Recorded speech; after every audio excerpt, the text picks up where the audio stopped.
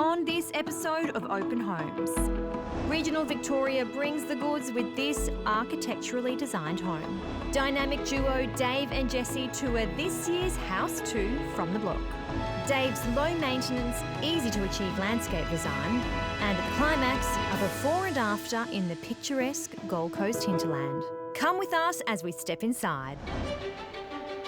First up, Bessie is on the plains of Plenty in Victoria to show this exciting new build. Well, we have had an awesome season of Open Homes Australia and we're still going strong. We're about to catch up with a wonderful man named Dario who, after 30 years in the building industry, has finally completed his dream family home. This is outstanding. What a beautiful door. No, thank you. Yeah, we had it specially made up. We really were looking for the security side of aspect of it, and also the glass opens up, so we maintain this beautiful breeze that goes through the house. It's so striking here. It just took my breath away to start with. I love the concrete panels. Yeah, I made the moulds way back when, and I just wanted to... Yeah, I made them. That's so awesome. I had the guys laser cut the pattern out for me. Yeah. And then I glued it onto some plywood. Yes. And then went through with the router and I grooved out certain sections of the panels to give that three-dimensional look of it. It looks fantastic. I feel like this whole house is going to be a bit of a feature. Don't tell me you built it all. I did. I actually started this house probably 3.5 years ago. So the first thing we did was I brought in 300 truckloads of dirt. Wow. The reason was because there's so much slope on the site. Yeah. And I really wanted to build the house level. Didn't want any steps or anything in it. Then basically I erected all the steelwork. So I had the steel columns made up because there was special fixing and connections and everything else. But then inside the columns, I've actually put the downpipes. So what you don't see on the outside of the house are the downpipes. So each one of these columns actually has the downpipe inside it. This is great. I feel like we're going to unravel a whole heap of quirks within this home. Am I right? Yeah, there's a few. And then we sort of went on and then I discovered the Bondor panels. So then I started playing around with that. I first did the workshop out of it and found that it was really great. And then basically did all my eaves, and the whole of the exterior of the house is basically in cool room panels. Right. And I got the idea from building a cool room. And I thought, why don't I build the whole house? And that way then the whole house is effectively a cool room. So each of these panels are 50 mil thick, insulated panels. And so we're great. We're sort of one big icebox, you could say. Yeah. This is so awesome. I know the house is going to be awesome, and you are so much fun. I can't wait to unfold it. That's all right. Let's go. Let's go have a look.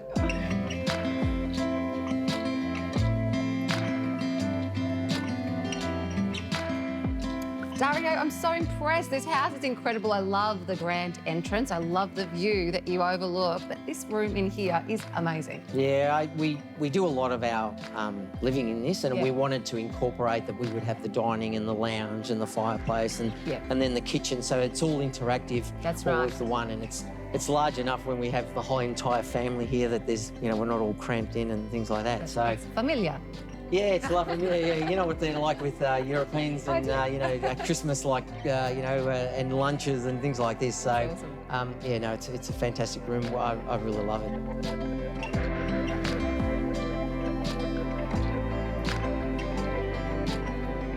I'm loving the temperature in here as well, so I can obviously feel the heat from the fireplace, but the tiles are still keeping everything cool. There's great ventilation, great airflow.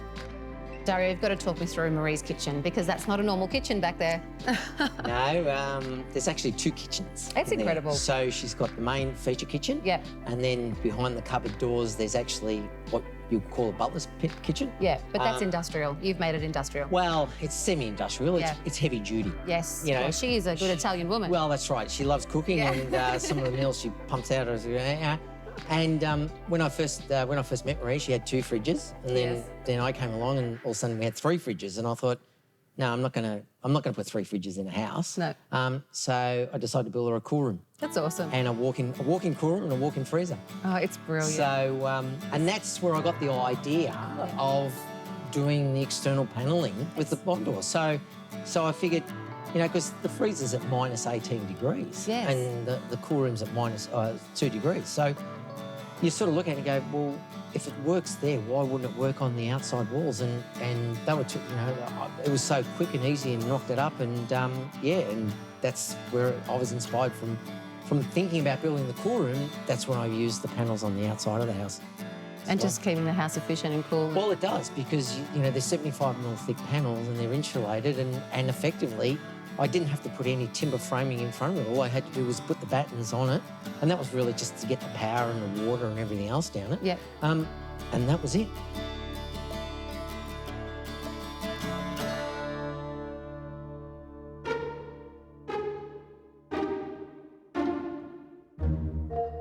It's not the only cool feature within here. No. Behind those doors, you actually shocked me. I thought I was going to see some great little automatic cupboard, but we've just walked into a full-blown cinema room.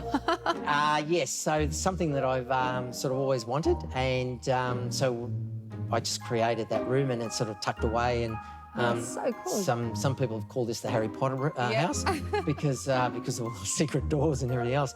But yeah, it's a great room, and I know when the grandkids come down and my nieces and nephews, they all make a V-line for the cinema room. Well, Dario, you are one of a kind, so let's check out the rest of your one-of-a-kind house. Sure, thank you. Nice to share it with you.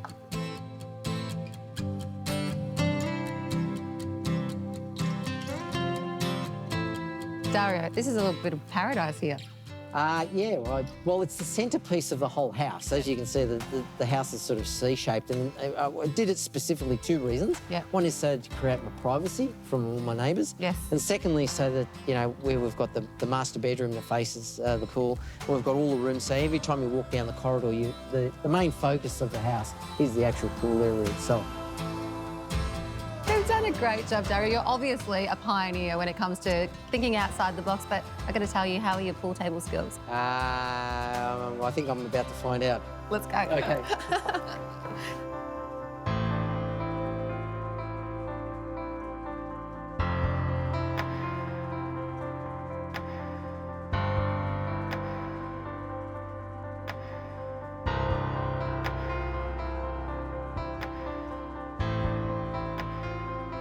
Up next, we get a personal tour of Sarah and George's block home. I tell you what, Dave, I feel like I'm walking onto the set of the Avengers film. There are that many hero pieces out here, mate. Where do you even begin? Well, it was, honestly, it was probably the biggest effort we've ever done on the block. Ever. Ever.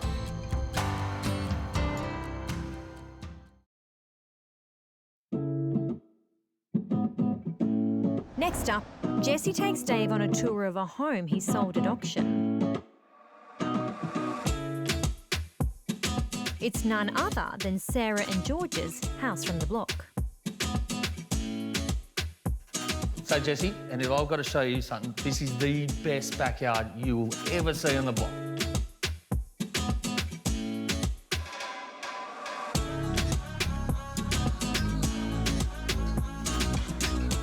I tell you what, Dave, I feel like I'm walking onto the set of the Avengers film. There are that many hero pieces out here, mate. Where do you even begin? Well, it was, honestly, it was probably the biggest effort we've ever done on the block. Ever. Ever. So many, as you said, there's so many heroes here, but the best thing that we tried to do is to try and keep it so that they're not all competing against each other. Once you have a look around, you sort of see that it's like things like this table here. We had Rod from Warrigal Sheet Metal come in and make the frame, and we had the guys from Deck in the Burbs do it all, like the charred ash and herringbone. You know, just things like that was done. Yes. I love the travertine you've done out here again. Well, again, we've taken that from the front and brought it back out to the back.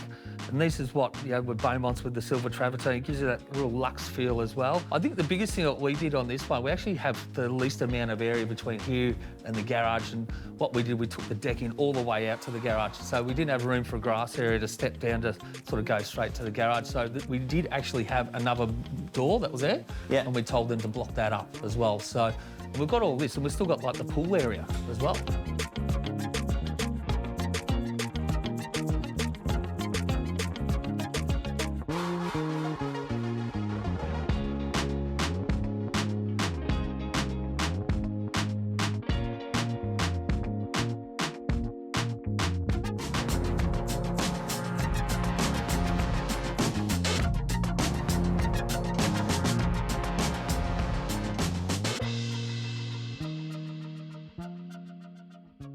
I think Sarah and George have done a great job in this room. The way they've incorporated the period details of the picture rail and the two-tones on the walls. Got a nice ceiling rose, not too overpowering, and it's definitely complemented by the shaker cabinetry from Kingsman. I particularly like the panels and also the two-tone matte finish. Beautiful. Well, this time you didn't get stuck on the shaker doors, did you? Sold. All right, let's go.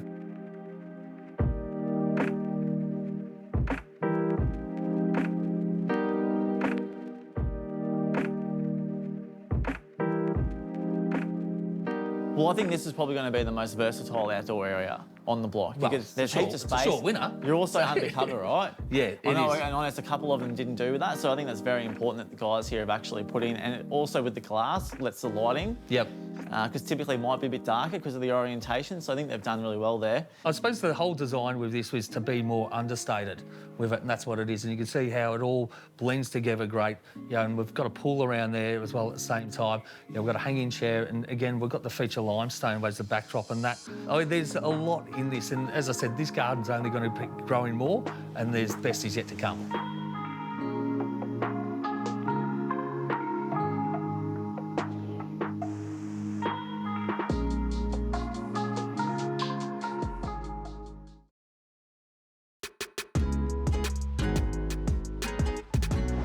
Next up, Dave gives some tips and tricks on how to create an easy-to-maintain show garden. Okay, back in my local neighbourhood here of Beaumaris here, and what we've done, we've just finished a job that's ready for sale. This one's a little bit different here because when we first designed this, the clients were actually going to live in this house, but since then they've been told that they've got a job that they're going to stay in Singapore, so now it's up for sale. So there's a few things that we've done different here. So instead of going everything, throwing the box and dice and everything at it, we've sort of pared it back a little bit and got it ready for sale. What you want when you're selling your house is street appeal, and I learnt this from Jesse, obviously, okay, but being a landscaper at the same time, it's obviously you need a design that complements the house, and that's what we've done here, but we obviously had one big thing, and that's right behind me, and that's this big gum tree there. So cancel, not allowed to take it down, and nor should we. I reckon that's been here since the turn of time, I reckon, so it's been here a long time, I know that. But obviously, you've got to turn these into a feature, you know, and the best thing is that you can't have real grass that's growing underneath it because the root structure on this is just huge. So that's why we've used the urban turf here. We've had a lot of storms lately, a lot of branches. Using a blower to clean it up, I reckon that's amazing. But it does suit, and it's going to help this house sell. The best thing about synthetic turf here is that it always looks like it's green, okay? So that's the number one thing, but obviously it's pet friendly as well at the same time. The biggest thing for me is the drainage. The drainage is absolutely amazing on this. So for me, it ticks a lot of boxes on a house like this. What we've got here, like with the trees here, we've used the classic Manchurian pears. We've got some lime trees, but we have been hammered with some winds of late, so everything's just starting to come right on, and it's the start of spring, so I think right from when they're selling, it's going to be just perfect. There's probably only about 10 trees in this whole house, okay? So we use the classic Manchurian pears. You get bang for buck on these. They can come in at 2.5 to 3 metres. Once they grow with their leaves, they're a very good hardy tree to have, and to block those neighbours out that you don't want to see. It's a very structured landscape as well, but you also need a little bit of colour, and that's why we have a feature pot at the front there as well. And we've put a few feature pots around the place just to add that colour that matches into the style of the house. You know, there's no design that you haven't seen before, but, you know, it's a very easy garden to maintain, very structured, but really suits the house. Basically what we've done here, we've offset the front path, okay, to the side of it, so it generally makes the garden feel a lot bigger. We've used a natural bluestone. It's Melbourne, why not? In Melbourne, you see bluestone everywhere. I know people get sick of it, but for me, the grey colour, it's natural. Again, it suits this style garden. So once you get through the front entrance, we've got a nice side entrance because it's a generous block that we have here. And then we've mixed it up with some decking as well. And the balance of hard and soft on a yard like this is absolutely beautiful.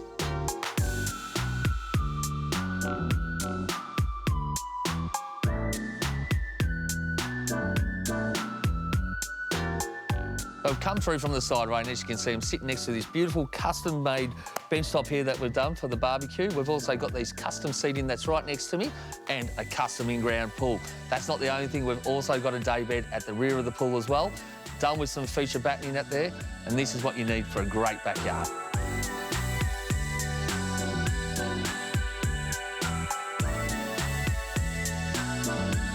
I love entertaining and I love doing it on a simple bench top, and that's what we've got here. It's nice and simple, nice big barbecue. Just got some cement sheeting doors that we've painted black underneath, but as you can see, this will stand the test of time. This can be an all-weather barbecue, and this is all you need in a backyard. But it looks good. It's got a nice thick profile on it at the same time, and then obviously we've bolted some seats right next to it. That is also custom made, and that gives us that floating look as well that we're after. Olive trees, of course. You've got to have an olive tree in a garden like this. Yeah, it's right next to the barbecue. It works for me. It does work on the garden. We've also got the Manchurian pears there that, again, we've taken through the same fence line border as well, and that's going to create this really secluded spot here for the pool as well. We've got the urban turf out here, and this does break it up from having all paving throughout here. Again, I go on bang on about drainage all the time, but it's very flat in this backyard here, and that's why it's a perfect use here. At the same time, we've got a pool. If you want to put down the towel, it's nice and soft for that. So we figure that in a design like this, it really does break up that solid paving. And of course, we've got the hero of the backyard, which is the in-ground pool here. We did this shell probably about 2 years ago before the build on this house, and what we did there, we've got a day bed at the back there. We've done a raised wall at the back, just so that when it does rain, we don't have all the dirt coming into the pool. But I think the biggest thing that we did do on this pool is to get a light colour tile, and that will brighten up this pool as well, because it's wedged in between the house and the east side of the fence here, so it does get a little bit dark in the afternoon. But as you can see, these tiles, I think they are called Sparkle, and I reckon they do.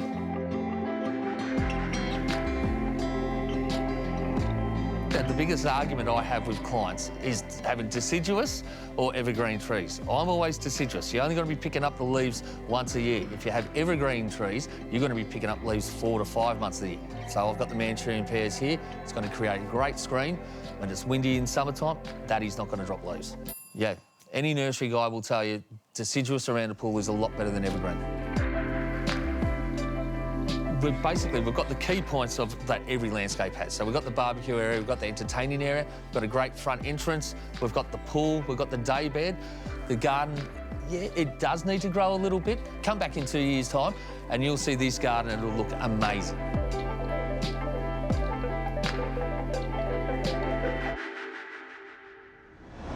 Up next, we finally get to reveal this spectacular Gold Coast renovation.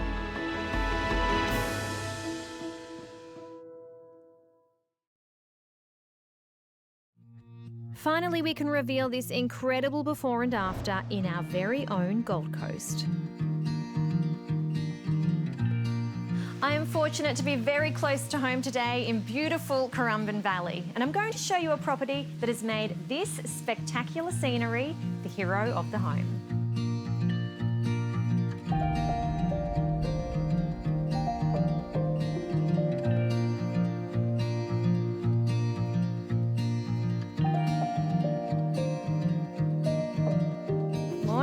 Morning, how are you? Nice to see you. Yeah, likewise. What a beautiful part of the world. Oh, I couldn't agree more. An absolute sanctuary up from the Gold Coast, tucked away in the mountain here in Courrumbin Valley. And really, this is my stomping ground because I've only driven 20 minutes up the road from Talabudra to Currumbin Valley, but yet I never come up this way. It's really secluded, and it just feels like such a luxury to have it so close to my home. Very much so, and I think one of the main things that our clients bought this property was to have that feeling of being tucked away, but still yet being very close to everything else that the Gold Coast has to offer.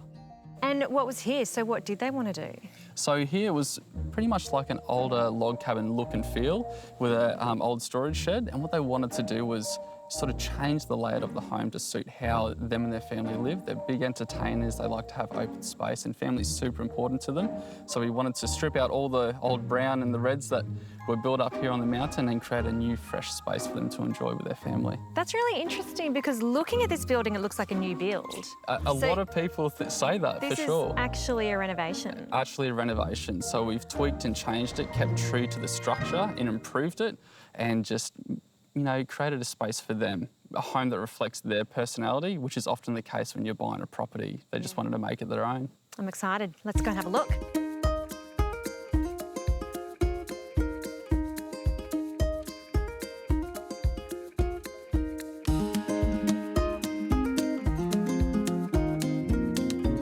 So this is the main upper level, which had the original kitchen was up here.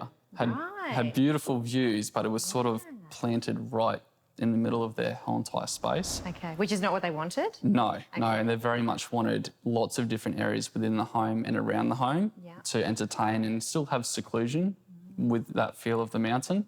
And so they wanted to shift all the working heart of the home downstairs, which is, when you think about it, it's like, well, it should be connected, but given the kitchen and how they live, they wanted to be connected outdoors, and that allowed them to have that by moving everything down rather than having it all crammed in the upper level. Yeah, right. I like that they did that, because often when people are designing and building, they sort of do what they think they should do and go with, you know, the norm and what they see in inspiration images rather than actually designing to how they live. So that's actually a bold move on their part, but probably one that's really paid off. Oh, without a doubt, and they've been here for about 5-6 weeks now, and every single week they're just enjoying it more and more. And I think when you're going for a major renovation like this and tailoring it to, you know, how you live or how your family operates, it just made complete sense to them, regardless of everyone else's opinion on why just keep it upstairs for the views. For them, it meant that it was really specific to how they wanted to live. It's pretty unique. So tell me what is up on this level? So on the upper level, we've created a master wing on one side of the home and then a second and third living space with a dining room on the other side. So a couple of guest bedrooms upstairs, main bathroom, and then the whole entire master with direct views when they wake up down to Burleigh Heads.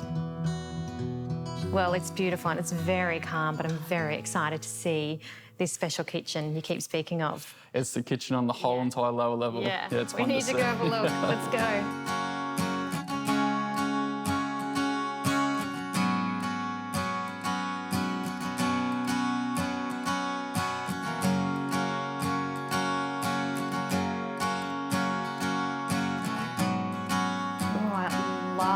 This space. It's so warm and inviting, and this is a real chef's kitchen. It is. It's sometimes people walk in and go, why is half the home or the majority of the lower level a kitchen and a scullery as well? And our clients' background is they've run bakeries and been in hospitality, and they love cooking and they love sharing that experience and having people involved in the kitchen. So by moving the kitchen downstairs from the upper level, they had so much more flexibility that we could design with them to create what you see here, which is quite a large space. It is a large space, but it doesn't feel like it's too big. And maybe that's because of where it's positioned in the house on the lower level with the lower ceilings. It still feels quite really warm and cosy. But you've really jammed a lot into this space. I mean, you've got a cool room. Yes. You've got a massive coffee machine, then, you know, the fridge, and then multiple stovetops. Yeah. As well as, a whole other kitchen behind there. Definitely. I really want to come here for dinner. Pizza night is on the cards for sure. Yeah. I think one of the key takeaways from this whole entire design was make it feel luxury, but be really, really functional. I think when we first started, we wanted to move the kitchen from upstairs to downstairs, and we tried a couple of builders and couldn't get a result we felt happy with. So with Tim and Kai Construct, we felt really pleased that they could actually make the house livable for us in our style. We really wanted to have more of a connection with the garden to the kitchen. It's the way we really like to live. We like to grow our food. Most of the time it's just Andrew and I, so we don't need a massive house, and then it expands a few times of the year when we have family come home. So it caters for that as well.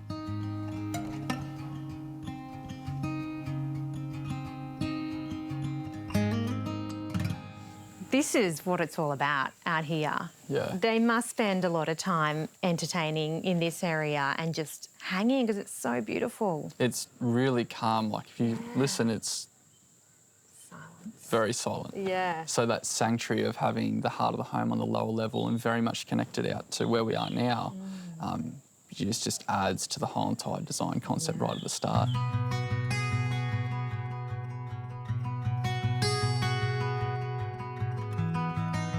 Well, you've done a beautiful job, and these guys just must absolutely love living here. So thanks for having us through. Thanks so much for coming. It's been a pleasure.